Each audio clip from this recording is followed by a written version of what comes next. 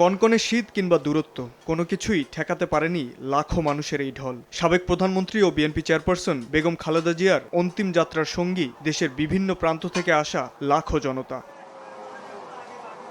আপসহীন নেত্রীকে শেষবারের মতো বিদায় জানাতে বাস, ট্রেন, লঞ্চ থেকে নেমে পায়ে হেঁটে রাজধানীর মানিক মিয়া অ্যাভিনিউতে পৌঁছায় মানুষ। হেমায়তপুর এদিক থেকে পায়ে হেঁটে, মিরপুর থেকে পায়ে হেঁটে স্বতঃস্ফূর্তভাবে আমরা তার জানাজার জন্য অংশগ্রহণ করার জন্য এগিয়ে যাচ্ছি। গাবতলির গাড়ি দিয়ে আসছি, গাবতলি থেকে আবার শ্যামলী পর্যন্ত আসছি, তারপরে হাইটে আসছি। এখনো মানুষ আরিচা পর্যন্ত আছে, এইদিকে নারায়ণগঞ্জ পর্যন্ত আছে।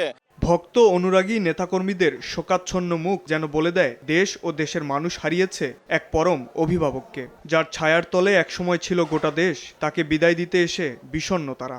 দীর্ঘ আন্দোলন সংগ্রামের মধ্য দিয়ে উনি সাধারণ মানুষের নেত্রী হয়ে দাঁড়িয়েছেন। তার বর্ণাঢ্য রাজনৈতিক জীবনের যে একটা ইতি হয়ে গেছে এখানে, এবং সেটাকে সম্মান জানিয়ে মানুষ আজকে তার জানাজায় অংশগ্রহণ করেছে। আমরা শুধু একজন রাজনৈতিক নেত্রীকে হারাইনি, একজন দেশের অভিভাবককে হারিয়েছি। আমরা ওনার ব্যক্তিগত জীবনের প্রতি বেশি সিম্প্যাথেটিক একজন ভদ্রমহিলা এবং গণতন্ত্রের আপসহীন নেত্রী।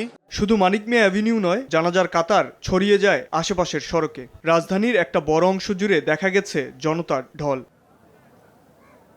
লাখো মানুষের উপস্থিতি ও কোটি মানুষের ভালোবাসায় সিক্ত হয়ে বেগম খালেদা জিয়ার শেষ যাত্রাও হয়ে থাকলো তার রাজনৈতিক জীবনের মহাকাব্য।